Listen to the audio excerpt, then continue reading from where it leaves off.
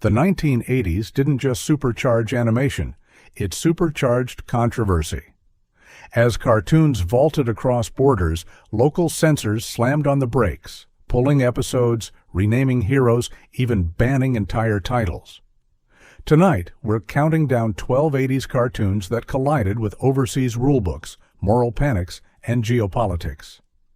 From toy aisle icons to late-night anime, here's how culture clash turned frames of ink into international flashpoints. Kinnikuman, 1983, Muscle Man in France. Picture a goofball wrestling superhero whose bouts were equal parts slapstick and body slam. That's Kinnikuman, a cult hit in Japan that, like many 80s anime, rode the French TV boom via the Kids Block Club Dorothée.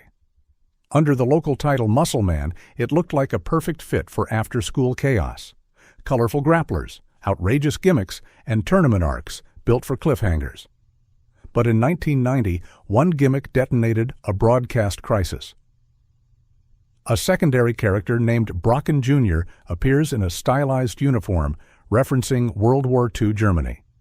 In a U.S. context, he's often framed as an honorable rival. In France, where the memory of occupation and collaboration is a live wire, that visual landed very differently. After complaints and formal attention from France's media regulator, TF1 deprogrammed the series. For French viewers, the pull-off was abrupt. For programmers, it was a reminder that imported kids' shows aren't culturally neutral props. A design flourish can read as historical trauma abroad.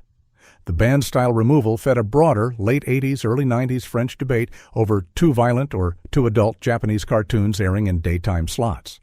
Club Dorothée was a ratings juggernaut and a lightning rod. Parents' groups and columnists argued that TV had opened the floodgates to content out of step with local norms. In that climate, Muscle Man became a cautionary tale. Even comedy-first action can trigger a red line if it brushes a nation's unresolved history. Culturally, Kinnikuman endured elsewhere. Its sequel, Ultimate Muscle, later found English-language fans, and the brand's pro-wrestling parody DNA seeped into games and merch. In France, though, the 1990 pullback is part of a well-documented pivot point, when the state and broadcasters tightened controls on what counted as child-appropriate after school. The legacy is dual, a beloved Japanese franchise, and a case study in how a single icon on a costume can flip a network switch from program to prohibit. Thundercats, 1985. Sword-wielding cat warriors charging across your CRT? Thundercats was 80s fantasy distilled, metal logos, operatic theme, whip-fast fights. But crossing the Atlantic meant crossing blades with British broadcast rules. The United Kingdom's regulators and children's TV standards were especially wary of nunchaku, a weapon linked, fairly or not, to street imitation in the 80s, panic over martial arts copycatting. The odd result, even though Thundercats wasn't a ninja show, edits targeted Panthros nunchucks. British broadcasters either trimmed or avoided shots that glamorized swinging sticks connected by a chain. It wasn't unique to this series. The UK's uneasy relationship with nunchaku imagery touched multiple imports during the decade. What reads as pulpy fantasy in one market can become method demo in another, especially when tabloid headlines stoke fear of kids replicating screen moves on the playground. Those cuts and occasional intro sequence adjustments didn't kill the show's profile. Thundercats still aired, sold toys, and earned a place in the memory palace of British 80s kids. But the version Britain saw was tonally defanged at the margins. Less flourish on weapons, more focus on team banter and mythic stakes. For editors, the calculus was simple. Preserve the story engine while filing off what censors called imitable harm. Culturally, this became a template. When broadcasters wanted the ratings of action cartoons without the regulator's ire, surgical edits were the compromise. Fans later noticed discrepancies on VHS or DVD. Wait, I don't remember that shot. And those differences fed a cottage industry of uncut versus broadcast comparisons online. The Thundercats case also foreshadows what would happen to other franchises with even tighter ties to martial arts weaponry. Today, the series is discussed as much for its aesthetic, Ron Wasserman-adjacent anthem vibes, Jack Kirby by way of Toy Isles, as for its UK edit history. It's a neat reminder that globalization isn't just dubbing and time slots, it's a negotiation with local anxieties. In 80s Britain, nunchaku were on the wrong side of that line, and Panthros scenes paid the price. Teenage Mutant Ninja Turtles, 1987. Teenage Mutant Hero. Turtles, few titles scream late 80s like Teenage Mutant Ninja Turtles, but in Britain, that exact word, ninja, screamed too loudly. To placate UK sensibilities, the show arrived retitled Teenage Mutant Hero Turtles. Edits snipped out nunchaku shots, and various scenes were softened to avoid what censors deemed imitable, dangerous behavior. Even some intros and fight beats were recut for broadcast compliance. The UK wasn't alone in reshaping turtle power. Ireland and Germany followed similar paths, retitles, trims, or scheduling buffers designed to keep regulators and parent groups on side. For younger viewers, the changes were mostly invisible. For anyone comparing imports, they were glaring. Michelangelo's nunchaku were the main casualty. The character's fun-loving persona survived, but his signature weapon often didn't. Meanwhile, swords and bow staffs drew fewer edits, a quirk of how European regulators prioritize certain street-replicable items over others. How did this affect the brand? Ironically, the censorship chatter amplified the show's mystique. Kids heard there was a different version elsewhere. Older fans sought tapes, collectors hunted down uncut intros. In the UK, the Hero Turtles moniker became part of playground lore, a punchline and a badge of local TV's over caution. Merch adapted too. Some products minimized nunchaku imagery or leaned into pizza party gags and catchphrases. From a policy perspective, TMNT's UK treatment sits squarely in a larger 80s European concern about on-screen violence bleeding into schoolyards. The Turtles hit that nerve at the exact moment regulators wanted a clear stance. The takeaway is instructive. Edit just enough to keep the juggernaut rolling. The show still exploded into a cross-media behemoth, films, arcades, action figures, while British airings remained carefully declawed. It's a case where a ban on certain elements, rather than a full blackout, created a parallel broadcast identity. Same heroes in a half-shell, slightly different shell for a specific market. Fist of the North Star, 1984. Ken le Survivant in France.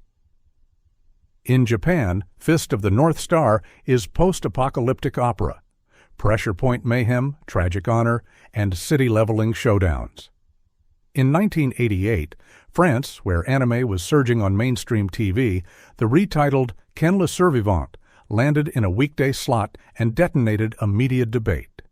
Parents' associations and columnists bristled at the show's graphic violence on children's television. Within months, TF1 pulled it from the schedule. The removal wasn't an isolated flare-up. Late 80s, France experienced a broader moral panic around imported anime, a fear that daytime cartoons had vaulted well past Tom and Jerry into ultra-violence and adult themes. Club Dorothée, the anchor variety block importing much of this content, became a cultural fault line. Opponents saw Kenshiro's exploding foes as proof that programming had lost the plot. Supporters countered that the shows were serialized epics, age-tiered in Japan, but flattened into for kids abroad by scheduling and branding. What does a deprogramming accomplish? In the short term, it reins in headlines and satisfies regulators. In the long term, it mythologizes the content. French fans still discuss Ken le Survivant with a mix of nostalgia and controversy, and the show's adult home video life thrived precisely because broadcast airings vanished. Meanwhile, the series marched on globally. Manga, spin-offs, films, and endless homages, cementing its stature as a pillar of 80s action anime. The French case also shaped import practices. Broadcasters learned to recontextualize violent anime, later slots, stricter edits, clearer advisories, or avoid them. Critics learned that cartoon doesn't equal for children across cultures. And for Fist of the North Star, the paradox endured. censored or canceled on TV, acclaimed in collector circles. Pulling it off the air made it rarer and, to a certain type of fan, more essential. In that way, France's ban by deprogramming became a permanent part of the franchise's European identity. Dragon Ball, 1986. When Dragon Ball first aired, it was a quirky martial arts fantasy with slapstick humor, goofy training sequences, and high-energy tournament arcs. In Japan, it was marketed broadly to kids, but when the show leapt abroad in the late 80s, local regulators weren't laughing.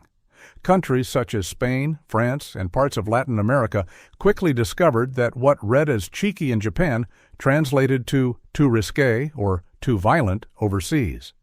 European broadcasters in particular hacked episodes to ribbons. Gags that leaned on bodily humor or innuendo were snipped. Fight sequences, especially when blood entered the frame, were shortened or dropped entirely. In the United States, by the early 90s syndication phase, episodes were sometimes withheld outright. Entire arcs arrived delayed or skipped as licensors tried to repurpose Dragon Ball as a straight action adventure for children's blocks, even though the original tone was looser and more adult. Culturally, this produced a strange split identity. For Japanese audiences, Dragon Ball was equal parts comedy and combat, with sly nods to folklore. For European and American children, it became a redubbed, sanitized action vehicle. This duality shaped fan perception. Those who later found uncut tapes or manga realized they had seen only a curated slice of the original. That discovery drove demand for fan subs, bootlegs, and eventually official uncut DVDs in the 2000s. The bans and edits didn't stop Dragon Ball from dominating. If anything, the censorship headlines boosted its mystique. Parents' groups warned against it, but kids leaned in. The franchise ballooned into one of the biggest anime properties ever, spanning Dragon Ball Z, GT, films, and games. Ironically, the very bans that sought to limit exposure helped cement its rebellious aura in overseas fandom. He-Man and the Masters of the Universe, 1983. At first glance, He-Man was pure Saturday morning formula, a square-jawed hero with a magic sword protecting Eternia from Skeletor's schemes. But overseas, the very formula, muscular violence and moral of the day wrap-ups, triggered alarm bells. In the United Kingdom and parts of Europe, He-Man was condemned as too aggressive and too commercial. Critics pointed out that the cartoon existed primarily to sell Mattel's toy line. Regulators debated whether programming aimed at children could double as a half-hour advertisement. Some broadcasters responded with outright bans or heavy restrictions. Scandinavia in particular bristled at the merchandising-first model. In Sweden, children's advocates lobbied against airing shows tied directly to toy lines, with He-Man cited as Exhibit A. In parts of continental Europe, episodes aired sporadically or in chopped form. Skeptics argued that the "I have the power" swordplay glorified violence, despite Filmation's attempts to tack on gentle moral lessons at the end of each episode. The controversy had real cultural bite. Critics accused the show of being the spearhead of an American invasion of European airwaves, bringing both consumerism and muscle-bound aggression. By the late 80s, media scholars were writing about He-Man as a test case in globalization versus local child-rearing standards. In Britain, Mary Whitehouse's moral campaigners lumped it in with Ninja Panic content, citing it as evidence of creeping cartoon violence. Yet the show thrived where it was allowed. Kids adored it, toy sales exploded, and its campy theatrics became iconic. Even in territories where He-Man faced restrictions, the controversy generated underground interest. By the 2000s, retrospectives treated the bans as almost quaint, proof of a time when a line of plastic figures could stir national policy debates. The sword of Grayskull, it turns out, cut across both toy aisles and censorship hearings. Transformers, 1984. When robots in disguise roared onto American and Japanese screens, the show looked unstoppable. But in the UK and parts of mainland Europe, Transformers encountered roadblocks that had less to do with violence and more to do with advertising laws. Critics argued that the series was a pure marketing machine for Hasbro's toy line. Regulators in Scandinavia, particularly Sweden, were hostile. Children's programming tied directly to merchandising was frowned upon, and Transformers bore that stamp in neon. Meanwhile, in other countries, violence edits crept in.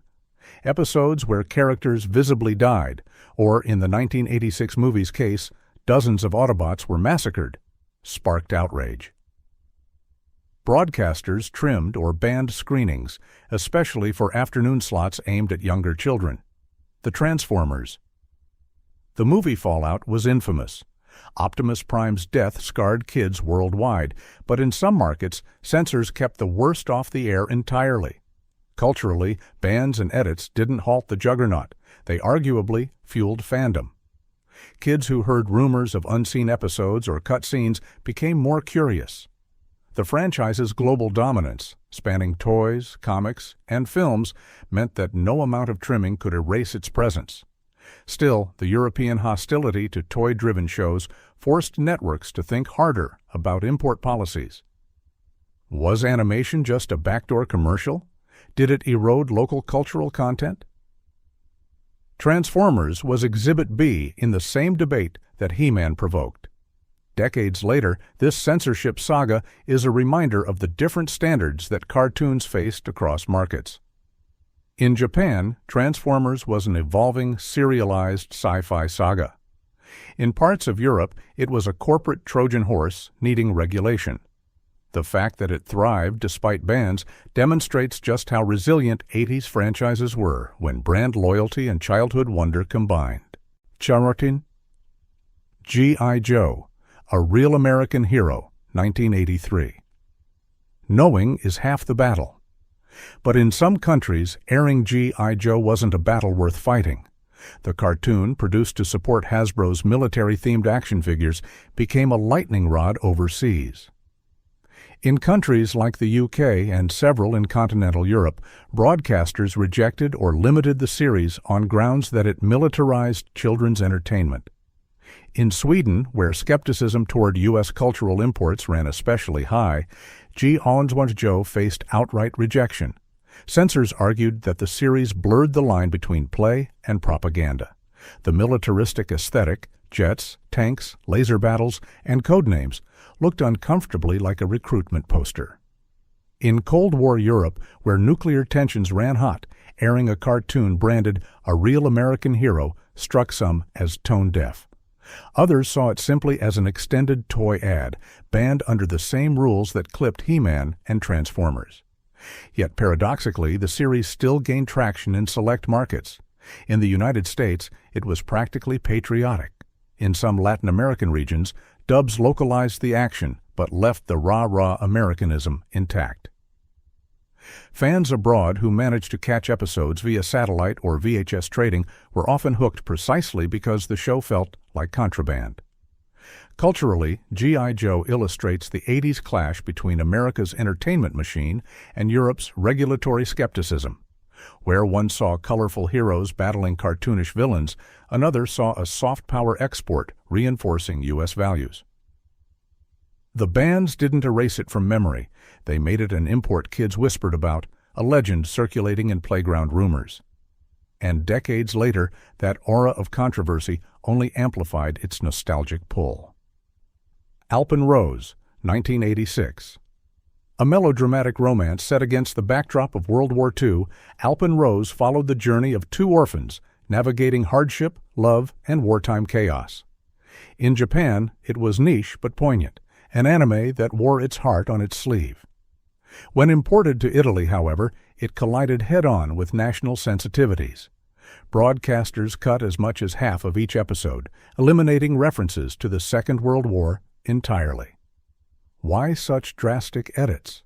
Italy's uneasy relationship with depictions of its wartime history made censors wary.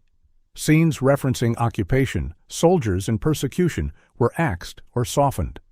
The result was a strangely hollow show, romance beats intact but historical context stripped bare. Critics at the time noted that Italian audiences weren't seeing Alpenrose at all. They were seeing a Baudelarized shadow of it. Culturally, this became emblematic of a broader European tendency in the 80s: sanitize Japanese imports to fit local sensibilities. While France worried about violence, Italy zeroed in on political memory. For young viewers, the edits may have gone unnoticed. For older fans revisiting the show on tape or DVD, years later, the cuts were glaring.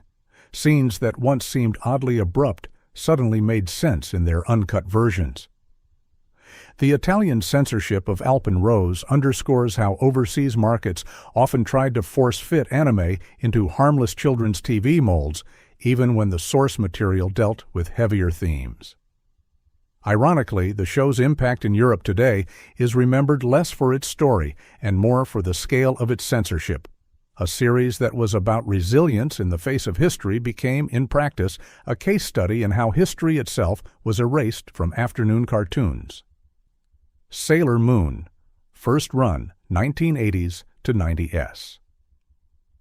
Though most remember Sailor Moon as a 1990s juggernaut, its earliest adaptations reached overseas markets during the late 80s anime boom and quickly ran into censors. In Italy, Sailor Moon was drastically edited with one core relationship, the bond between Sailor Uranus and Sailor Neptune, rewritten.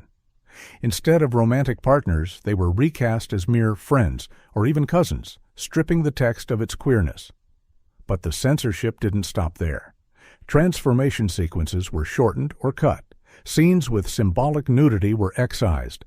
Entire arcs were shuffled or omitted, leaving European audiences with a fragmented, sanitized version of the original. Broadcasters justified the changes by claiming they needed to protect children, but critics pointed out that it was less about harm and more about discomfort, with representation outside heteronormative bounds. Culturally, these bans and edits had profound impact. Italian kids adored Sailor Moon regardless, but the version they knew was incomplete. Fans who later discovered uncut versions realized just how much had been erased, not only action sequences, but also messages of diversity and acceptance. The edits ironically gave the show an underground appeal, with tapes and fan subs circulating as a truer vision of the Sailor Guardians world. In hindsight, the censorship is remembered as regressive, an example of how local markets flattened out stories that challenged social norms. Yet it also made Sailor Moon into a lightning rod for conversations about visibility. The fact that a show built around friendship and love was deemed dangerous says more about the censors than the creators. The bans may have muted the story overseas, but they couldn't stop it from becoming a cultural beacon. Pokémon, Electric Soldier Porygon. Episode, 1987 franchise roots. While Pokémon as a franchise truly boomed in the late 90s, its roots trace back to 1987 with development and the long tail of 80s anime culture. The most infamous banned episode is Electric Soldier Porygon, which aired only once in Japan in 1997. But it belongs here because the style and production values were very much inherited from the 80s boom, and its ban became a global cautionary tale. The episode featured rapidly flashing red and blue lights during a battle scene. These flashes triggered seizures, headaches, and nausea in hundreds of Japanese children. Ambulances flooded Tokyo streets, and the incident made global headlines. The fallout was immediate. The episode was permanently banned not only in Japan, but worldwide. Porygon, the digital duck-like Pokémon central to the episode, was quietly sidelined in future media appearances. The scandal had cultural shockwaves. Japan launched nationwide studies on animation safety, leading to new broadcast standards for light patterns and flash rates. Overseas broadcasters, already jittery about imported cartoons, now had fresh ammunition for caution. For parents, that cartoon that made kids sick became shorthand for the risks of anime. Ironically, the ban didn't derail Pokémon. It turbocharged its mythos. The episode became the stuff of legend, whispered about on playgrounds, and later hunted down on bootleg tapes and online clips. It's remembered as a global pop culture earthquake, a single half-hour that scarred, scared, and shaped how animation was regulated forever after. The Porygon episode still looms as the most infamous example of an anime banned worldwide. And there you have it, 12 80s cartoons that proved animation could cross borders, but not without a fight. Each ban tells us as much about the censors as the creators. If you enjoyed uncovering these hidden histories, hit subscribe, share this countdown, and keep watching. We've got more forgotten stories coming your way.